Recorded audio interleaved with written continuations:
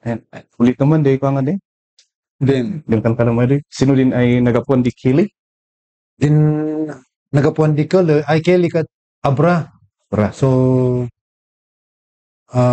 din Kelly is originally Kaloy from Kaloy. Abra. Right. And nung i-simple lang di foreigners, naging Kelly. Americanized. Americanized. So nga din asawa na abusan lulak. Ay lulong ko sin Kelly, iiwak. Iiwak. Iwak sinan Itugon, part of Itugon. And then, mother side ko, Tinok Ifugao, ya Itadyan. So, wala di four tribes ko ay Cordilleran. Ngam di din makdakan yung sina Santo Tomas Apugan. Sa di din makdakan to.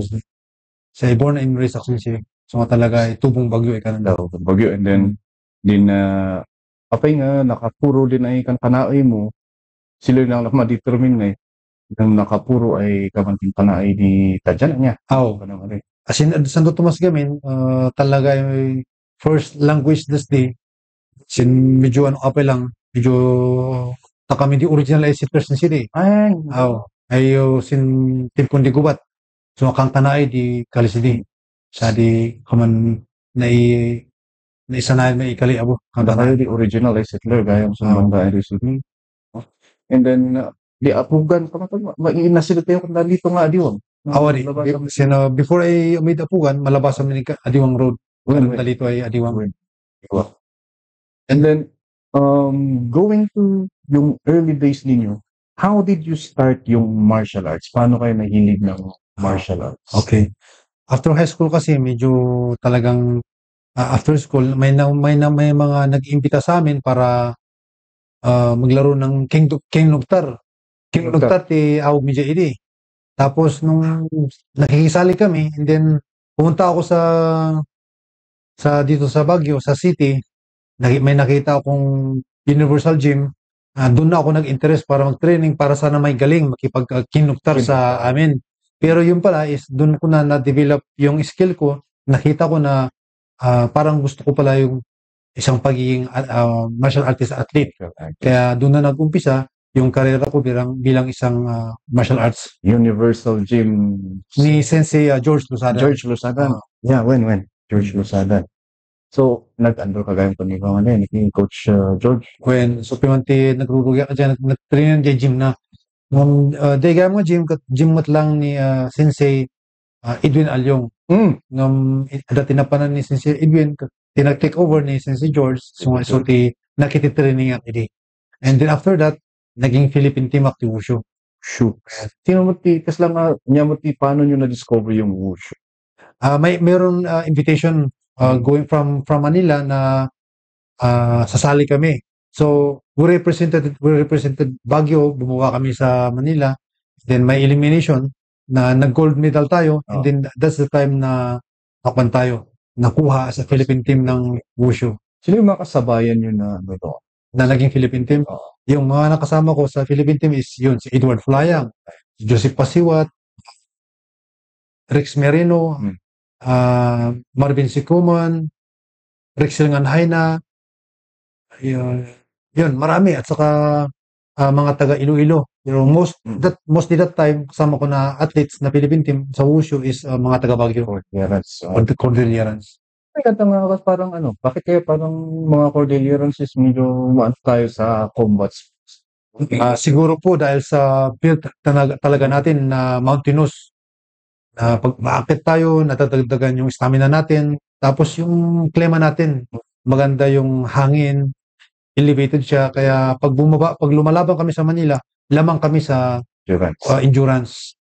Kaya yun doon tayo lumalamang sa mga taga-baba. So, parang yung base nyo rin sa martial arts is striking. Oo. Nag-umpisa tayo sa striking. So, and then you transitioned from Wushu. Ilang years kayo naging Philippine team? Naging Philippine team ako for almost 4 years. 4 years. 4 years. And then, na-injury kasi ako that time, kaya huminto ako. Kaya bumalik ako dito sa Baguio para lang ma-recover yung injury ko dahil bawal lang mag-training eh. Para ma-recover ko injury ko, nag-taxi driver ako dito sa Baguio for 1 year. And then after 1 year, nag-shift na ako sa professional sa mixed martial art. Martial arts. What year na nag-start kayo ng MMA? Year 2006, doon ako nag-umpisa bilang isang mixed martial artist sa URCC. So sumasabay kasi that time is parang si Coach Mark din. Oo. Lakay. Nakikitraining ako dati that time dito sa Team Lakay Upper Market. So, sa Otek, sa Upper Market. Doon ako nag-umpisa mag-training ng mixed martial art. And then, dahil nga mas gusto ko yung mas maraming ma-adapt na skills, kaya bumaba ako sa Manila that time. Nagtitraining ako doon, kaya medyo parang naging independent ako that time kasi mas ako sa parang mas gusto ko yung saan-saan gym nakikipag-cross-training para Cross-on. Tama yung term, cross-training ang tawag doon. So parang journeyman ka na pumupunta ka ng iba't ibang gym, hindi ina-absorb mo yung ano. So you started your MMA. Meron ka na bang parang basic knowledge on the ground game? Kasi we are known, the Cordilleran Zone are known as strikers. Kaya lang, parang for the lack of a better word, they say na we lack the ground game. Pero nung nakikita ko yung game mo, I watched some of your fights, meron naman. Parang well-grounded naman. So, ganito. Nung bumaba ako sa Manila, may mga kaibigan dyan. Kasi ako, mapagkaibigan tayo eh. Bumaba ako sa Manila, may nakita akong mga magaling sa ground game. Kaya nakipag-cross-train ako sa kanila. Kaya doon siguro ako medyo naka-advance sa ground game noon. Sa pakikipag-cross-training ng mga jiu-jitsu, high-level jiu-jitsu athletes noon sa Manila. Sa Manila. Kasi wala pa tayo noon, ano? Oo. Medyo kulang yung ground games. Ano yung first na pili? First fight of the MMA sa URCC, Universal Reality Combat. Sino yung first na nakalaro natin doon? Buminaang yung family niya eh, pero hindi ka ano ni parang relatives niya siguro. Kaya gusto kong itanong din sa ating champion ngayon na upcoming athletes ng Team Lakay na si Carlo Buminaang. Buminaang, nakakalimutan ko ang pangalan niya, sorry. During your time, nandun na dito yung kasikatan ni Badoria. Oo, dyan. Pero yata parang halos mas nauna kami that time. Sa time, kayo yung pioneer, no? Hindi naman pioneer ng URCC. Meron naman nag-umpisa sa URCC, pero kami na yung sumusunod. After Badoria, gano'n. Pero si Badoria talagang nag-stick sa URCC. So, how many years were you in the URCC? Kasi nakahawak ka ng belt doon. Oo. Bali sa URCC, naging featherweight champion tayo dyan. And then, nakuha pa natin yung isang special fight na in-award nila sa akin. Tapos, super fight championship. And then, parang walang weight. Hindi naman. Parang special matching na kinalaban ko dyan is from Guam. And then natalo natin, kaya nakuha ko yung super fight. And then naging featherweight champion tayo. And then na-award din tayo dyan ng Fighter of the Night. Yan yung mga achievements natin sa URCC. Yan. Parang kailan lang. Iniisip ko lang kasi. And then how were you able to get into 1S? Okay. Nung time na nasa URCC ako, I think I have 10 straight wins. I am not sure. Wait, sorry. I think 5 straight wins. And may nag-request sa amin na lalaban sa One Championship. And then nung unang-unang One Championship, lumaban kami dyan. Kasama ko din andyan din si Brother Edward Playang. Yeah. Kaya kami yung unang-unang Filipino na lumaban sa One Championship that time. So siya yung main event, ano? Si Edward, siya ba yung main event? Or si Asul Kun yung kalaban niya? And then, yata. Kasi kalaban ko that time is si Mitch Shelton, tapos si Edward. Siguro, i-google na lang natin para makita natin. Yan. Pero Mitch Shelton, siya yung commentator na yan. Siya yung commentator and then, ng One Championship. Wow. Look how far you've gone. And then, after that, you have, let's just follow it, and then you have Meron ka pa bang ibang laban doon o yun na yung next na championship belt na pinaglabanan ninyo ni Honorio? After nung naglaro kami ni Honorio, yun, tuloy-tuloy pa rin ako sa One Championship. And then, lumalaban din ako sa URCC that time. Parang dalawang Oo, dalawa na. At least, pumayag sila na, sana ganun nga, na, for me, sa mga promoters, hopefully, hindi nila, ito lang, based on my observation Sure. as an athlete, na hopefully, hindi nila itinatali yung mga, Right. mga atleta. Oo. Unless, na bibigyan mo sila, kahit pa paano, every other 2 months or 1 month, ganun. Kasi, paano kami mabubuhay na atleta kung wala kaming laban? Kung nahawakan kami ng isang organisasyon. Let's break it down from the beginning. Kikita lang ang fighter kapag merong Laban. Tama. So say for example, in 1FC, kung meron ka lang laban, doon ka lang kikita. Yes po. And then, if wala kang laban, Wala talagang wala. But then in your contract, you're not allowed to. Yeah. Yeah. At that time, nung nasa One Championship ako, medyo kan pa, nag-uumpisa pa that time yung URC, One Championship. Kaya you were allowed. Kaya parang I'm allowed to fight sa URCC. Pero may kontrata ako sa URCC noon eh. May kaso parang at least parang na-allowed din ako na lumaban sa One Championship. You are the special case. Kaya hopefully ganyan sana ang situation. Unless na itong isang fight promotion, talagang binibigyan tayo yung mga atleta ng regular fights. Kasi sa totoo lang, being an athlete, doon lang kami umaasa. Unless kung may sponsor ka na nagbibigay sa'yo monthly allowance. At the same time na leverage mo yung personality mo, yung persona mo na you can have advertisement, mga ganun, di ba? Oo, sana. Kaso medyo mahirap kaming pumasok sa mga advertisement. May mga fighter na nakakagawa, pero karamihan mga Ilan lang. Tama. Paano yung fighters na talagang medyo hindi maganda sa looks? Katulad namin. Kaya, ito lang. Hopefully, sa mga organization, hindi nila tinatali yung mga fighters. Oo, tama. Unless, may special, may parang special na talagang binibigyan regular fights yung mga atleta natin. That was one of the issue also sa UFC, in the United States. Oo. Yung mga ganyan na parang nakatali yung mga fighters doon, hindi naman nabibigyan ng masyadong laban. And of course, need nilang kumita. They want to go out, parang ganon. Kaso, hindi allowed kasi may kontrata. Yun ang masaklap. And then, para sa mga hindi nakakalam, yun nga lang, yung sinasabi ni Coach na, you will able to make money only if you have to fight. Yeah. How many fights did you have? Parang naipon yun sa One FC. Nung medyo kalakasan pa natin, I have a straight 10 wins, 0 loss that time. Pero nung medyo nagkakaedad tayo, medyo hindi nakaka-focus na sa ensayo, medyo nagkakatalo-talo na nagkasunod-sunod yung talo. So, yung record ko ngayon is medyo hindi na maganda. So, most probably, they can search to the Google yung record natin. Yeah. Pero ito, masabi ko na, I'm retired because of the age limit ng pagiging isang mixed martial arts athlete. Kasi talagang may age limit. Pag 40 ka na, medyo alanganin ka na bilang isang mixed martial artist athlete. Yeah. And wala pa ba natanggal na ba yung nangangati pa yung sometimes nanonood ka? Oo, andyan yan, normal. Kaso, you have to accept na talagang wala na. Na kailangan, suportahan mo na lang yung mga bata. Para sila naman, kasi kami, 42 na ako actually. Wala na.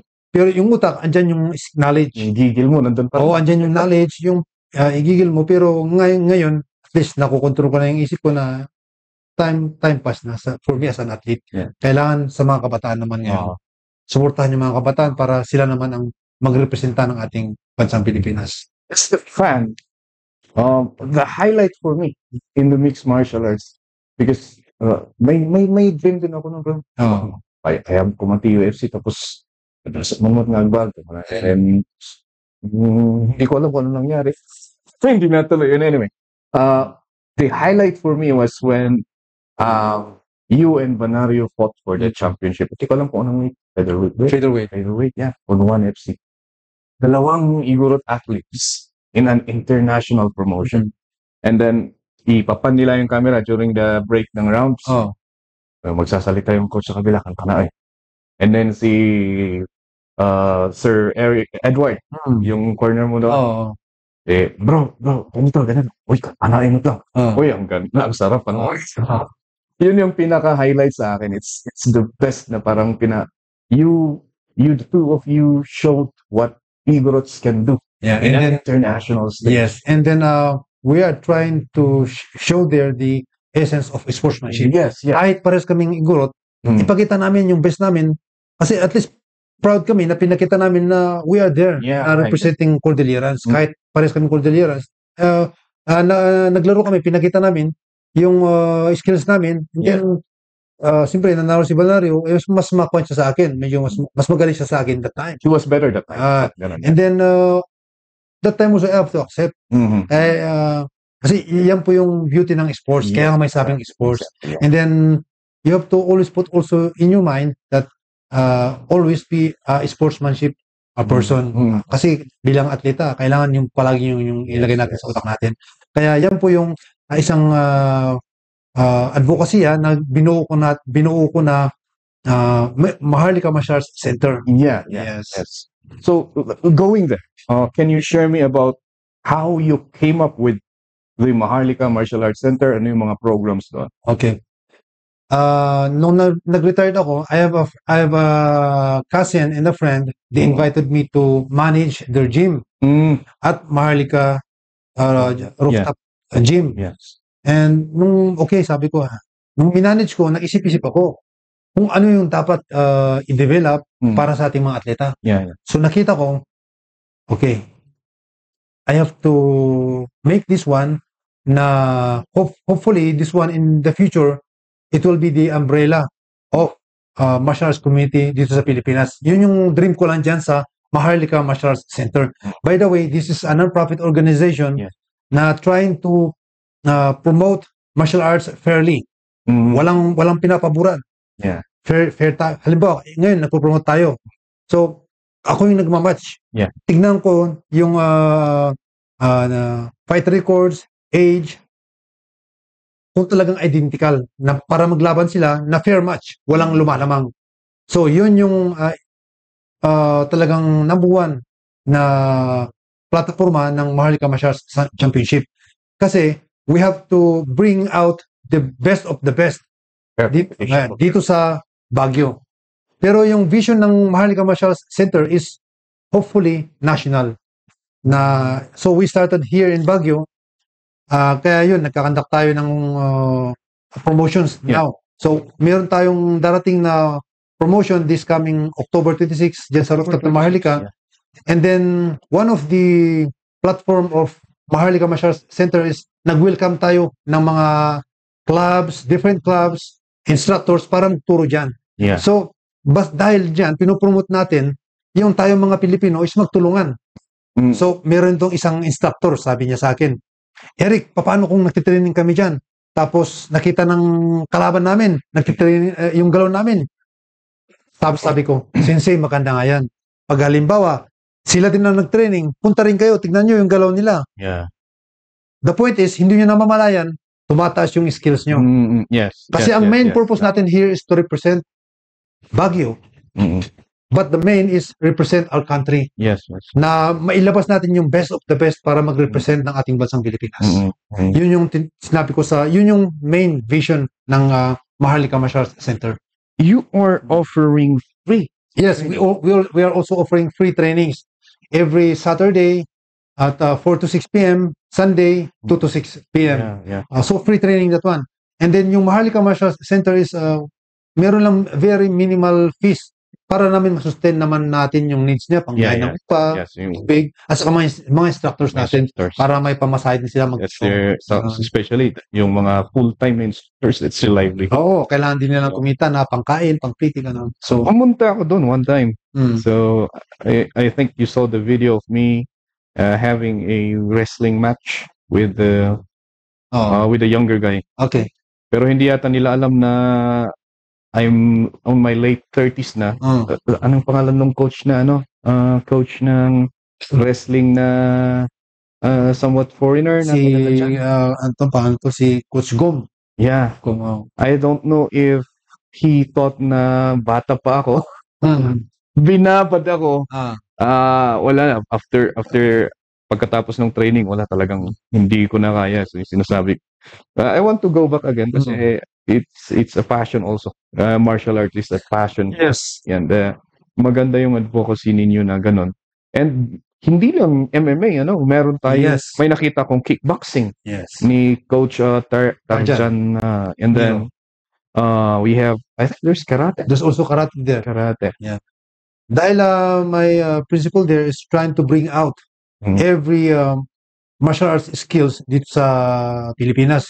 Kasi mayroon naman sa martial arts, mayroon specific skills. Karate, wrestling, boxing, kickboxing. Actually, boxing is also considered as Yes, it's martial arts. Yeah. Yun lang, kwan lang, ginagamit kamay. So, lahat dyan, na-acquire natin na halos gusto natin i-acquire sana na magturo dyan. Kaso, siyempre, meron tayong specific time and then days na magturo dyan yung mga instructors. Yeah. Are you also teaching there sometimes? Yes, I'm teaching there sometimes for the free trainings. So, yung free training natin is ulitin natin Saturday. Yeah, Saturday And from Sunday. 4 to 6 and then Sunday 2 to 6. So after At this, afternoon. Yeah. after this, pupunta ka doon. For now, meron nakatuka doon na magtuturo. Nice. And then, going back to your career, a lot of people, let's say, use our pambansang kamao as an example. Hindi ko alam, pero my observation is parang napakahirap yung sinasabi natin kanina, mahirap mag-retire. May magre-retire, mag-unretire, Yun. re-retire, unretire. Ano yung parang last straw, kumbaga, that made you decide to retire na for good? Kasi talaga ako, alam ko yung katawan ko, hindi niya talaga kaya. And then, based on my observation na pag 40 na pala tayo, kung na-injury tayo, mahirap nang mag-recover. So that time, when I reached the age of 40, talagang totally nag-isip na ako na mag-retire na ako. So I'm 42, so I am totally retired. Hindi ko na gustong lumaban. Pero siguro punta lang ako sa gym, makikipag light spar para at least ma-enhance ko pa rin yung art sharpening the sword. Ma-enhance ko yung art ko bilang isang martial artist. And then for now, inasikaso ko ngayon kung paano katulong pa sa mga kabataan. So your focus now is really on passing the knowledge. Yes. Yan, parang ganun na. That's why. To the younger generations naman. Para sila naman kasi fresh pa yung katawan nila, hindi yung utak nila, pass the knowledge na lang to them para sila naman ang magtutuloy magrepresenta ng ating mga syudad at lalong-lalo ng ating bansang Pilipinas. Going back sa life as an athlete, when you competed dun sa international scene, and then the national scenes, URCC sa Pilipinas yan, and then the one FC is like somewhat, we call it the international promotion. How did you finance yung mga trainings and everything? If you can share to us kung paano finifinance ng fighter yan. Okay. Kuan po yan. Tawag dyan is fighting to survive. So katulad ko noon, hindi naman tayo pinanganak na may blessings sa financial. So, to pursue my career as a martial artist, naghanap ako ng paraan. I went down to Manila. I met some friends na talagang willing to help me to provide foods, allowance, para ma-sustain ko yung needs ko as a martial artist. And then, diyan ko rin natutunan pagiging stuntman. So, naging stuntman ako sa Manila para extra income to feed myself and my responsibility kasi mayroon akong anak. And yun, natuto ko mag-stuntman, natuto akong mag-driver doon. Yun. So, parang... Tapos pag may laban ako, mag-focus muna ako sa training. Lalaban. Tapos pag may trabaho, stuntman, yun. Kaya dyan ako na-involved sa national filming sa Manila. Being a stuntman also. Wala bang parang dun sa mga, hindi ba kayong nakakalapit sa mga, say, government affiliated na nagki-cater for sports natin dito sa Pilipinas? Okay. Wala ba kayong nalalapitan? Siyempre, I'm born and raised here in Baguio. And sinubukan ko na lalapit sa ating opisina ng Baguio. And sadly, sabi nila, wala daw support para sa mga atleta. cash or any help. Wala Mhm. daw, sabi nila. That was year 2000. 2000. Kaya dyan ako nagpurso na medyo naghanap ako ng ways how to sustain my needs as a martial artist. So parang ang nangyayari is that, and correct me here if I'm wrong, is that if an athlete is still climbing up, you're on your own. Yes, yes. But if you're on the top, marami ng tao na gustong magbigay ng ganito, ganyan. But- Probably yes. Kasi, Parang yun ang nakikita natin. yes, yes. Kasi nakita siguro natin na baka pag fame ka na, may makikiride on siguro na magbigay ng ganito para ma-fame din sila. Yeah. Yan yung parang logic na nakikita ko. Mm. Na pag halimbawa, nag-umpisa ka, hindi ka fame, wala akong. Yeah. Dapat, for me, dapat yan ang tutulungan yung mga mahirap na nag-uumpisa. Kasi totally mahirap talaga mag-umpisa being an athlete kung wala talagang pera. Yeah. Number one yung pera. Yung pera, pambili ng gamot, pambili ng pagkain, vitamins, to sustain the needs of your body para makapag-training ka, para makapag-compete ka. And suddenly, you are representing your own city, your own country. Yeah. Tapos, ganun na parang wala. Wala. Diyan po tayo nalulungkot ngayon sa sitwasyon na yan. Was that the reason why parang no? Anyway, ginaganon na natin yung conversation. Was that the reason why you are now, or you decided to file Okay. for ano? Okay, umpisan ko uli. For 2000, I've been an athlete. Sinubukan kong lumapit sa Baguio City Hall. Yeah. And sadly, sabi nila walang support. And then, nag-retired ako for year 2022.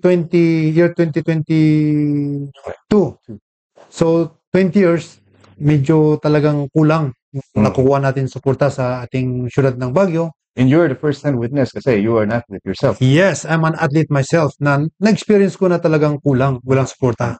Pero pag incentives naman, meron. Yeah. Kahit paano. Right. Like what we're saying, if you're on top. Yeah, if you are on top na, if you get some medals and trophies. Yeah.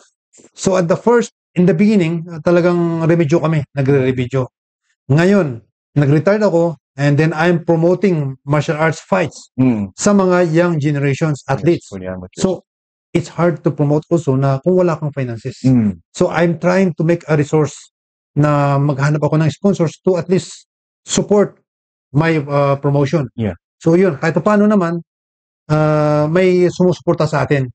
Mga close friends na may business. Yeah. And then, mga other ways na they can support my promotion, martial arts promotion. Yeah. So, sadly also, sinubukan ko lumapit sa city na sabi ko, I'm promoting martial arts fights for our upcoming athletes. And sadly, ganun pa rin yung reason na wala kasi. Yeah. So, dyan po, yung talagang parang nagtulak sa akin na subukan ko. Kasi meron kaibigan na sinabi sa akin na how you can sustain the needs of your advocacy if you are not a millionaire. Sabi sa akin ng isang kaibigan, pero sabi ko, kung ano. So, I have to find ways how I can sustain the needs of my promotion. Kaya ito siguro yung other ways na itry ko to be a candidate on the councilor of Baguio City para kahit paano matutukan ko yung promotion ko and then hindi lang sa promotion sa lahat ng sports ng Baguio. Kasi nakikita ko talagang tutukan natin at suportahan yung lahat ng sports ng Baguio lalo sa kabataan. Hindi lang sa martial arts. Hindi lang sa martial arts. Kasi lahat naman ng bata is may kanya-kanyang skills na knowledge of sport. Kaya yung mga kabataan, in-encourage natin na ma-involve sa sports. I-observe nyo yung sarili nyo, tignan nyo kung saan kayo magaling na sports. Kasi ito, very important para sa inyo. Pero number one pa rin dyan yung school. After schooling, isipin nyo yung sport nyo, magti-training kayo doon para sa competitions, and then kinabukasan naman, gano'n na naman. So, at least, na-avoid yung mga negative or bad activities. Yes. So, talagang pinupurso ko at saka, yun, talagang pinupurso ko yung mga bata para ma-involve sa sports. Sports. Yun. One of the, also, one of parang ways to finish education Yes. through sports. Yeah. Yes. Tama ka niyan, brother. Sports is a lot of benefits, health benefits for our young generations. And then focus, disiplina. Yeah. And then one of the best also is if you reach college, you can use that one as being a varsity. Yes. Kung qualified kayo sa pagiging isang varsity. So, yun po yung mga benefits ng pagiging isang sports enthusiast. We were one of those lucky people when we were in college. Yeah. Yes, di ba? Because of Talagang importante yung sports. Yeah. Katulad ko po, nung hindi ako napasok sa martial arts sports, medyo ako noon isip ko noon, akala ko okay lang yung makipagsipa-sipaan dyan sa kalye. Pero Yeah. pumasok ko sa martial arts sports, dyan ko nakita na ay, mas safe pala dito. Magkakapera ka kahit paano. Yeah. And then, may represent mo yung lugar. And then, madidisiplina ka. Kasi isipin mo yung laban mo na bawal dito, bawal doon, ganun, Yeah. ganun. So, maraming benefits ang pagiging isang atleta. So aside from dun sa yun ang parang yun yung parang one of the reason why you filed your candidacy. Yes. And then one of the reason also na talagang nagtulak din sa akin kasi siyempre, that time medyo nag-aalangan ako kasi sino ba naman ako, parang baka hindi ko kaya. Pero one of the reasons also na nagtulak sa akin is si Brother Edward Fulayang. Kaya Brother Edward Fulayang, maraming salamat. Actually, meron siyang tiwala siguro sa atin. Yeah. Kaya natin dalhin yung sports program development sa Baguio. Kaya yun po yung talagang number one platform ko to support the sports development of Baguio. Meron pa bang may dadagdag doon? Aside from sports, meron pa bang ibang nakikita? Yes po. Dahil po tayo is underprivileged nung lumaki tayo, sabihin natin, hindi naman sa low class siguro, sa middle class, kasi baka mamaya may sabihin sa atin yung parents natin. Oo. Yun, yung pangalawa kong platforma is employment for the underprivileged. Employment opportunity sa mga walang trabaho. So, meron dyan ways. Ngayon, nakikita ko is kahit ganito na wala akong power as a public service, halimbawa, may isang mahirap dyan. Sabihin ko sa kanya kung ano yung gusto niya kung gusto niya maging mekaniko. So, ipupurso ko na pumunta sa TESDA. So, if you go to TESDA, it's free. After that one, magbibigay yung TESDA ng mga magre-recommend para kung saan sila pwede magtrabaho. Pero, pag halimbawa naman, if it's God-given na makapagtrabaho tayo sa City Hall as a counselor, maraming ways. Yeah. Tutulong ako sa mga small and medium enterprises na mga businesses para ma-improve pa yung kanilang sales. And then, pag na-improve yung kanilang sales, automatic, kailangan nila ng mga empleyado. Yeah. So, yung mga walang trabaho dyan, yun, kung gusto nilang maggagawa ng VG chips, yun, gagawa sila ng ganon. So, maraming ways po. Kasi ako po, nakapagtapos po ako ng business ad. Major on operation management sa programa ng UB, yung ETIAP. So, I've graduated business ad po. Yun pala. So, mayroon ako mga ideas how to manage business. And then, nagkuha din ako, seminar din ako, sponsored by DTI Baguio, yung MSMEs. Yeah. Kaya nagkakunting knowledge tayo how to put up business. And then how to help also other businesses para lahat tayo is masaya. Kumbaga ika nga. Kasi pag hindi natin tinulungan itong mga medyo walang knowledge how they can work, baka medyo punta sila sa negative ways. Yeah. So we have to find ways to help them. Yan yung pangalawa kong platforma. So pangatlo is, I have a friend, sabi niya sa akin, Eric, inawin mo tikwa. Culture. Yeah. So, ako naman is, I'm a pure Cordilleran, so we have to always continue help develop and promoting our culture. Kaya yun po yung isang pangatlo kong platforma sa pagtakbo ko ng konsehal ng Baguio. Pero hindi naman kaya din Baguio is parang melting pot na yan ng different cultures. So, di ba ag-apos mo ti Ilocano kasi no ka? Pure nga culture of Igorot yung may promote. We have to find ways also so that we can, para mabuhay tayo peacefully. Yes, exactly. Tama. Halimbawa,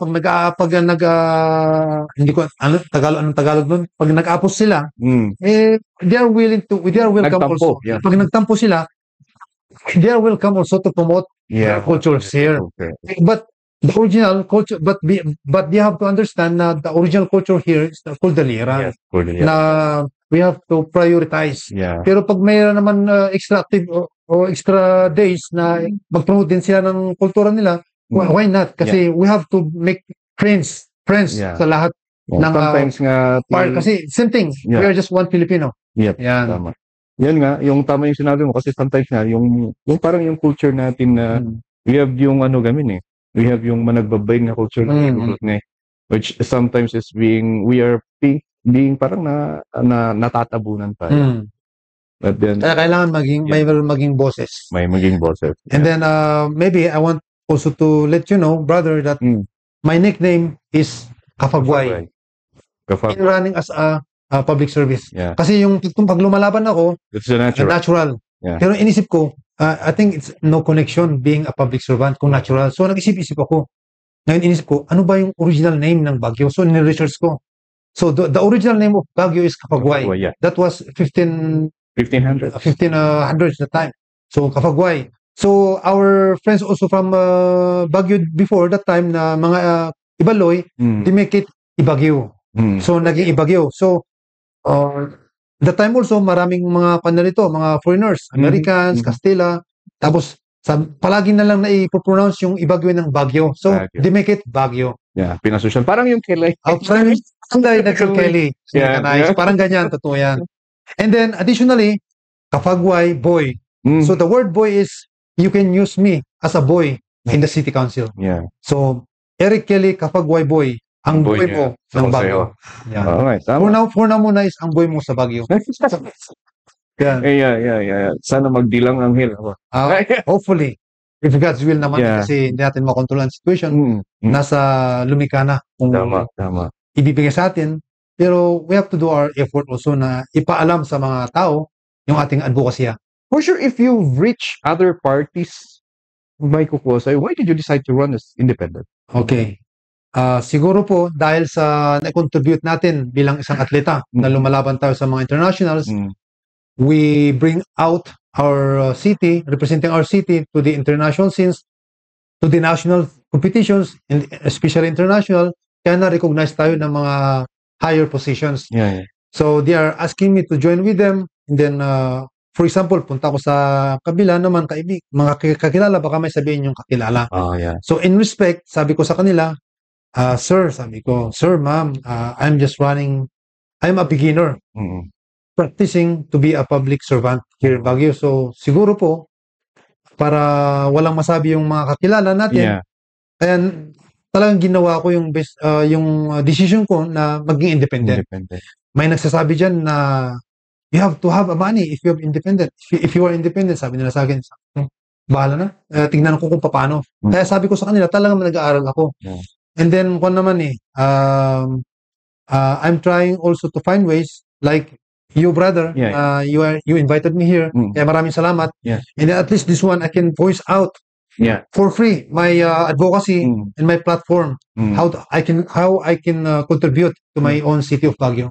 You're always welcome here. Thank you, brother. And then you've been a long-time martial artist, right? And then parang half of your life, you were a martial artist. Yes, you've been fighting. I've been a martial artist for 20 years. Yeah. And then involved ako sa sports for 24 years. Yeah. From amateur and professional. And then this is my question to some, especially pag may nagagast ako na tulad ninyo. Ano yung parang skills? What are the skills, yung mga attributes that you have na nakuha mo sa training mo sa martial arts that you can apply in life, in different aspect of life? Okay, ito yung nakita ko na nung naging atleta ako, being a martial artist, mas nadagdagan pa yung aking passion Mm. na harapin yung mga hirap ng buhay. Mm. So, kung halimbawa nadapa ka, na-knockout ka, Yeah. you have to get up. And then, you have to thank God na buhay ka pa. Yeah. And then, there's a lot of ways how to solve the problems. Mm. Kahit may problema or trials dyan, challenges of your life, meron solusyon yan. Hanapin mo lang kung paano. At saka, trabahuin mo, hanapan mo ng paraan. Yun. Yeah. Kasi, binigyan tayo ng Diyos. Kumplito. Mm. Eyes that makakita, ilong para makamoy, Mm. mouth, every part of our body. Yeah. Magtulong-tulong yan kung paano, halimbawa, sa pagkain, kung paano kakain, magluto ka. Yeah. But kung saan ka kukuha ng pangluto mo, mag-isip ka kung saan ka kukuha ng pangluto mo, magtrabaho ka. Mm. Iluto mo, kakainin mo. So, that's the beauty of life. Na habang may buhay, may pag-asa. Yeah, tama. So, yun yung gusto kong impart na nung naging atleta ako, nadagdagan pa yung knowledge ko to face life. Yeah. Especially, nagpapasalamat ako kasi pag lumalaban kami internationally, nakikita namin yung mga ibang kultura, mga other countries. Right.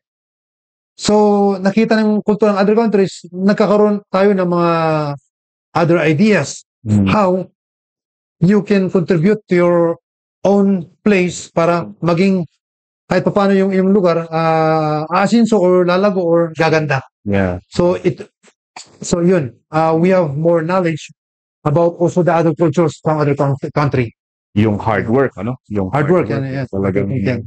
matututunan mo sa martial arts because if you will not like sweat in training, for sure, tulog ka agad sa laban. Yes, tama.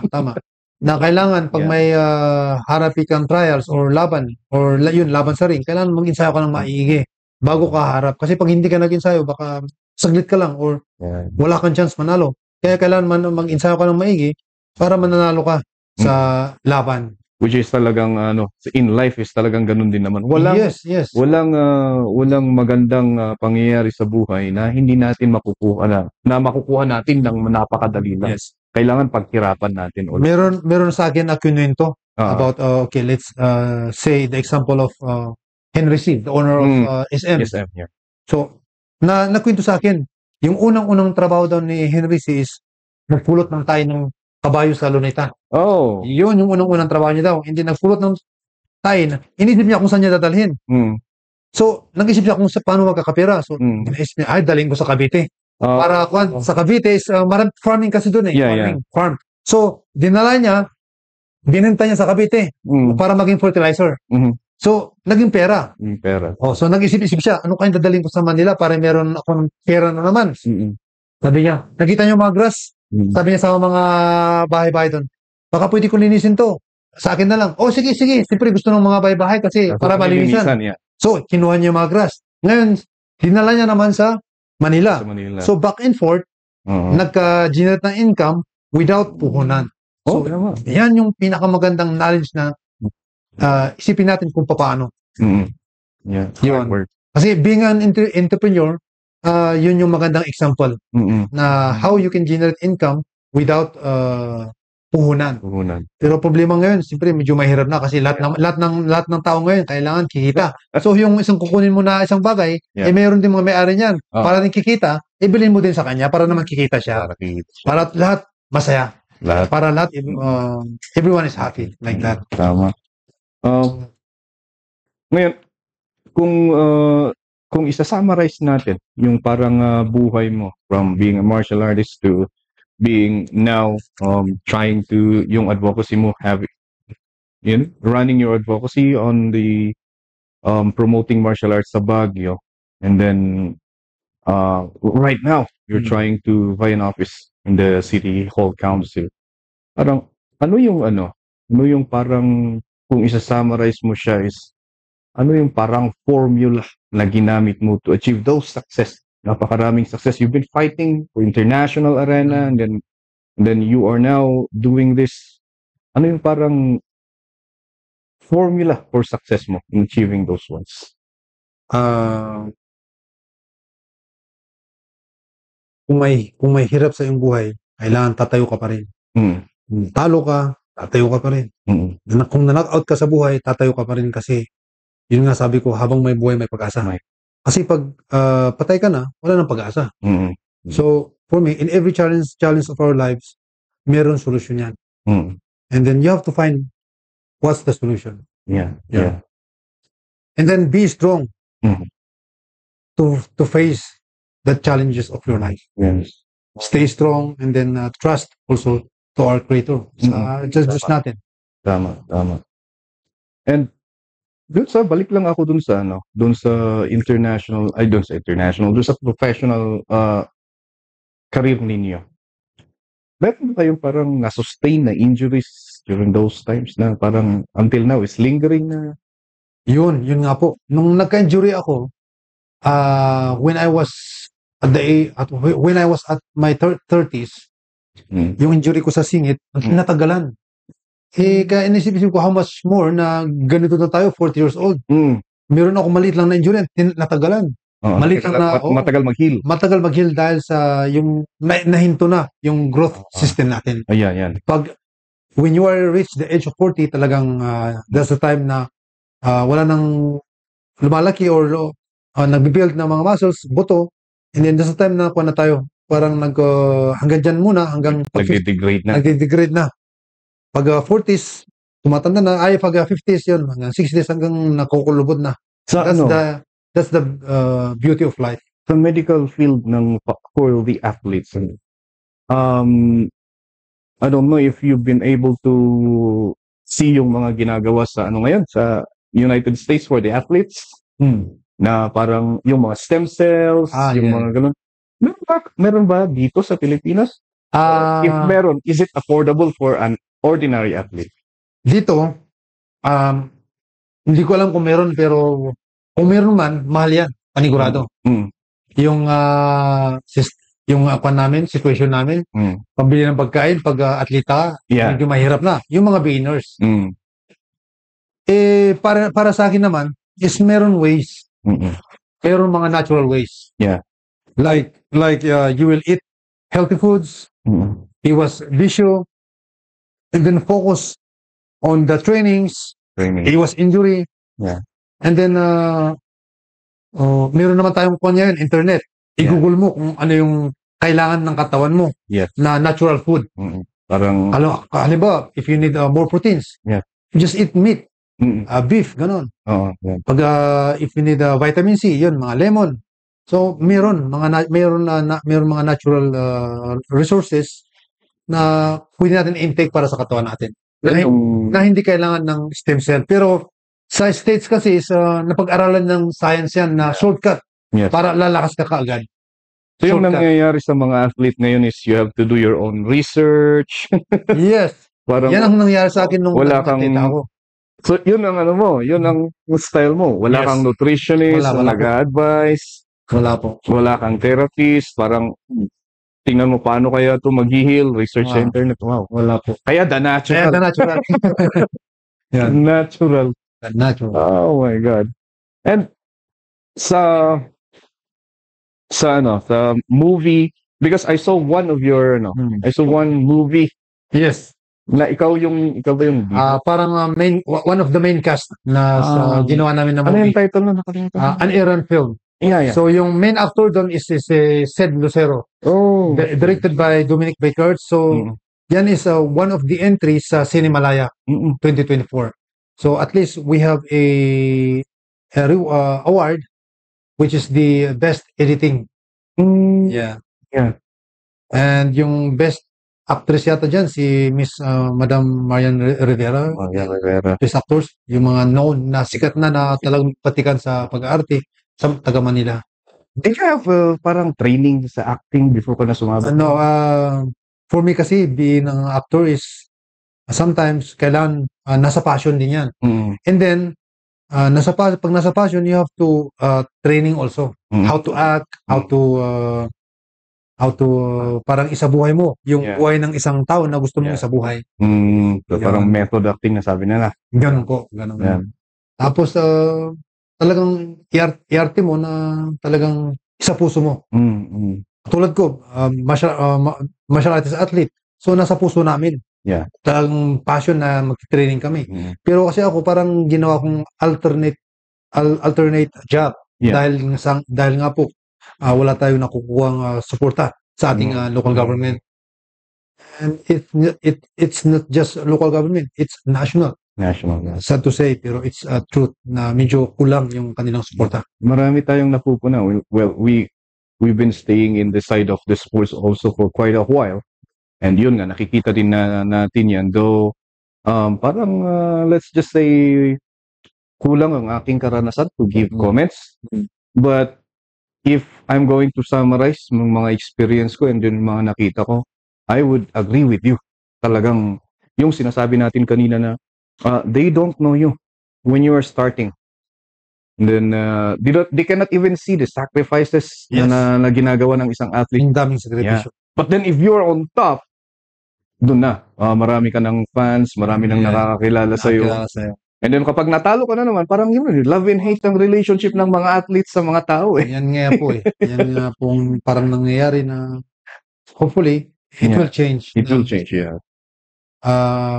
We have to support especially our upcoming athletes kasi yung mga upcoming athletes natin talagang hirap talaga sa financial. Yeah. Punta tayo sa training method, if you can share. Kasi, and we will go to, unahin natin ito. You've been telling me a while ago about the twice, you got knocked twice. Yeah. And then you said that there's somewhat of an effect. That there are things that you cannot remember, but if they will remind you, maalala mo. Yes, kahit paano. Kahit paano. So, parang it's an effect maybe? Yeah, it's just, maybe it's an effect dahil sa yung pagka-knockout, it's stop your way of thinking, or maybe it just erase some part of your memories like that because of the knockout.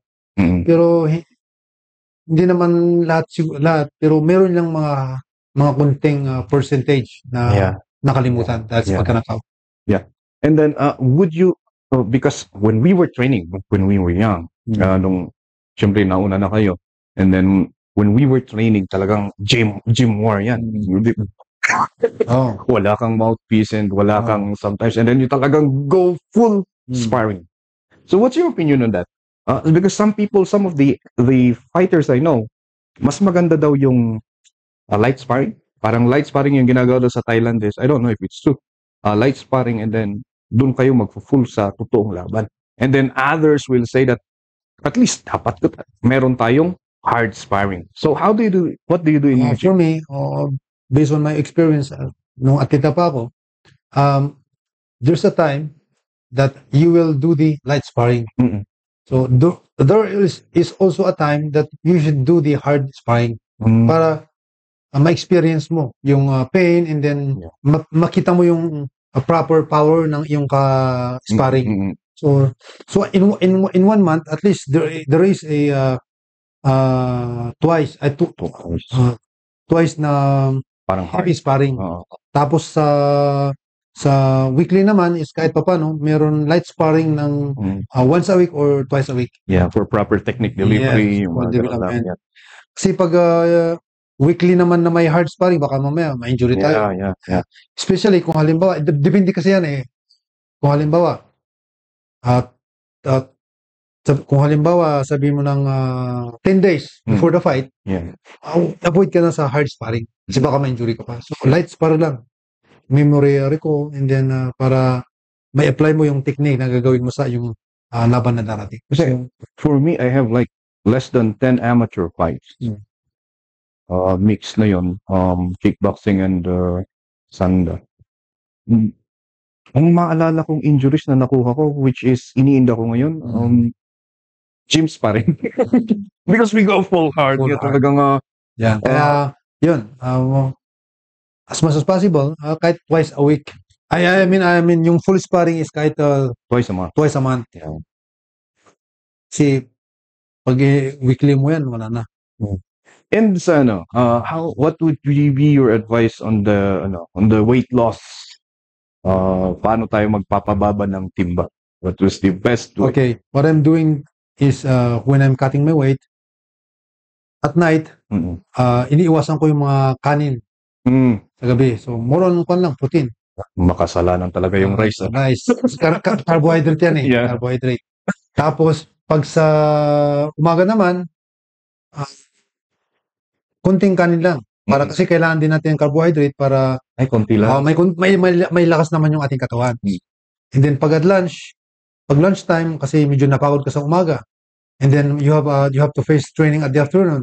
So sa lunch, kain ka na ng kahit medyo isang basong kanin. Doon, pag nagkakat ka ng weight. And at night, totally no rice.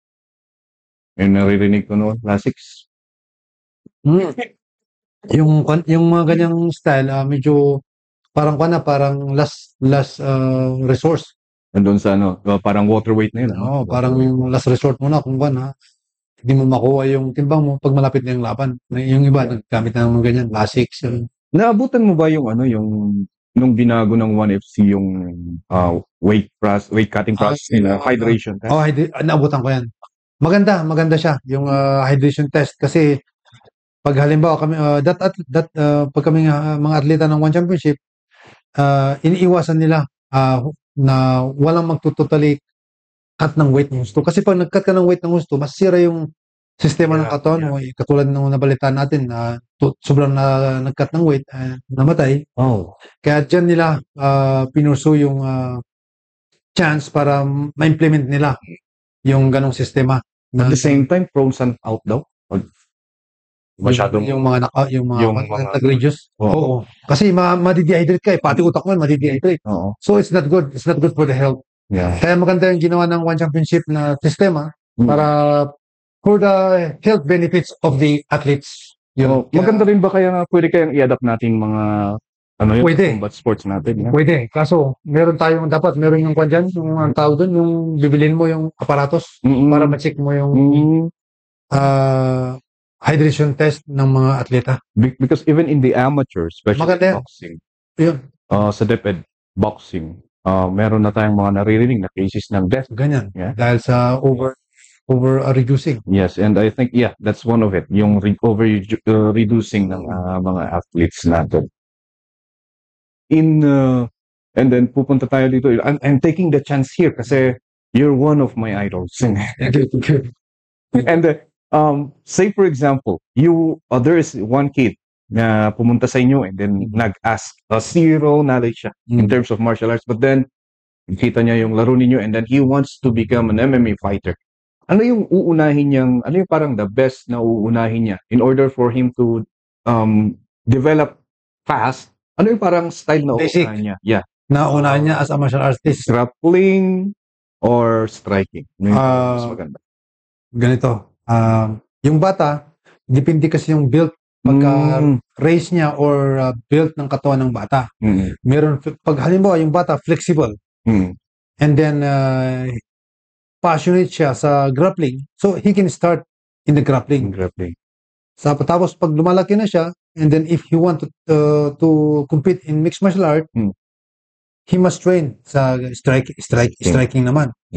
Kaya depende yan sa situation ng bata and then sa build ng kanyang katawan. I see. Halimbawa naman, at saka sa passion. So, halimbawa, yung bata is mahilig siya sa suntukan. So, mag-start siguro siya sa boxing. Tapos pag may nakita mo, sumisipa, sumusuntok, sa kickboxing na siya. So, doon muna sila mag-start sa mga gusto nila. Tapos, ito sa mga kabataan, sa mga bata, I prefer na medyo iwas sila sa more on boxing. Kasi pag bata ka pa, na more on nasusuntok yung ulo mo, fresh pa yung, medyo malambot pa yung utak o yung ulo, baka madaling ma-hemorrhage yung mga bata. So to avoid that is at least to combine the kicks para pag halimbawa natatamaan yung katawan yung paa, hindi mostly natatamaan yung ulo. Kaya yun yung parang may suggest ko na starting ng bata. Either karate, taekwondo. Flexibility. Yan, pwede rin yung grappling. And then kickboxing. So, sa mga bata medyo siguro, hindi ko naman nilalahat, pero siguro medyo iwas sa boxing lang. Kasi, yun nga po, di ba, pag boxing tayo, target natin yung ulo. Yun, kaya medyo iwasan yung ulo. And there's also one thing na I heard na Yung ano yun, yung headgear Oh, kahit may headgear. causes more injury. Yes, kahit may headgear po yan. Ah, Kasi isipin ng mga bata, ay may headgear ako, okay lang. May Sige, pigsa-pigsa, masuntok-suntok. Yung pala, sa inner part of the brain, may naano dyan o baka may napupulit sa mga maliliit May na malicious. parts ng brain natin. So, it's really dangerous. In your life, sino yung mga parang tinitingala mo or yung mga idols mo na mga tao in terms of business or in fighting? In fighting, Fighting. in fighting bilang isang atleta, Yeah. si Khabib, Nurmagomedov. Nurmagomedov Khabib. Yeah, the Eagles. Yeah. Eagles. Siya yung talagang hinahangaan ko kasi dahil Mm-mm. pag lumalaban siya talagang totally walang bisyo. Tama. Yes, Kaya yes, talagang yes. create siya ng talagang strength. Mm. And then dahil sa sobrang kwan siya, devoted na naniniwala na may Diyos. Yeah. And very passionate siya sa kanyang sport bilang mixed martial artist. And then very respectful. Yeah. Sa mga nakakalaro niya. Being an athlete. So siya yung na-idolize ko, parang hinahangaan ko pala na isang martial artist. Martial arts. Tapos sa business naman, si Elon Musk. Elon Musk, yes. Owner of Tesla. And then SpaceX. Ngayon, yung X and Twitter, na ginawa niyang X. Twitter, yeah. And then also Jack Ma. And also our national business tycoons. Yung may-ari ng Henry C. Atong Ang, may-ari ng San Miguel. Because nakita naman natin ngayon yung ginagawa ni... How about in terms of leadership? May mga may mga books ba tayong binabasa in terms of leadership or leaders that we idolize? Sa ngayon po kasi is in time na of social media. So medyo na-late kasi ako nagbabasa kasi that time active ako being an athlete. So I'm more on focusing on my trainings and then my work to sustain my needs as an athlete. So ngayon lang ako nagkakaroon ng passion ng pagbabasa. Pero sa kwan ako, nagbabasa sa mga maliliit na clips na additional knowledge sa Facebook. So doon marami ako nakikita doon to make you more better as an entrepreneur, to make you more better as an human being, and to make you more better as a public servant. Kasi yun ang po nakikita ko na pagtanda natin is ano yung pwede mong maiwan na legacy pag namatay tayo. Kasi life is short. We will all pass dito sa mundo. So yun yung naisip ko na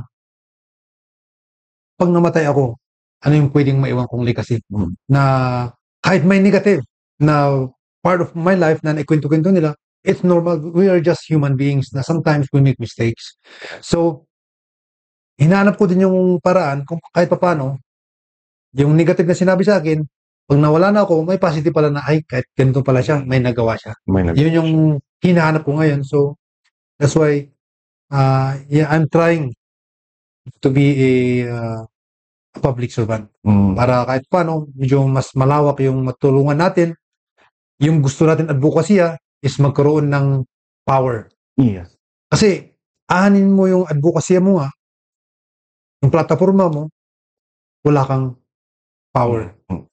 So what I mean is yung if you have no position as a public servant. Pero kung meron, yun kahit paano ma-implement mo yung advokasya mo, yung plataforma mo para makatulong sa constituents.